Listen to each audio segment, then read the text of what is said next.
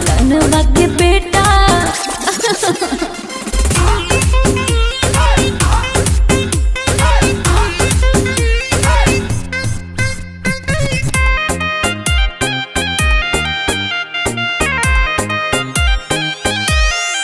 भाव बड़ी खाता है, दिल को लुभाता है, नखरे दिखा के मुझे पल पल सताता है।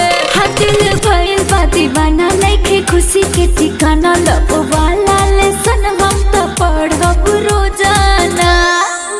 ओ दीवाना भइल हम दीवानी भइनी, कके हमसे मजाक वो हंसाता है।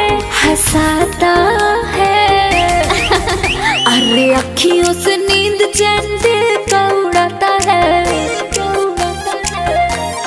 हाय अखियों से नींद चैन दिल का उड़ाता है। फलानवा के बेटा सपनवा में आता है, कातिलाना आदा पे दीवाना बनाता है। फलानवा के बेटा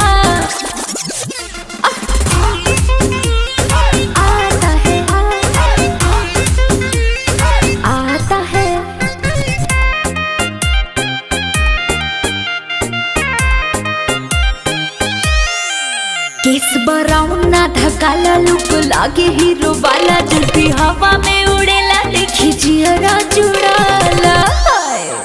चुम्मा लेवे कके पाउट, दिल भइल मोरा आउट, कइले रही पर पोज लेके हथवा में रोज।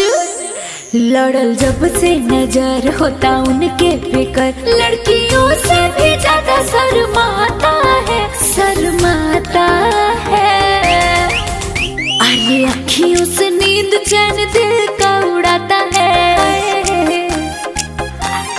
मम्मी अखियों से नींद चैन दिल का उड़ाता है। फलनवा के बेटा सपनवा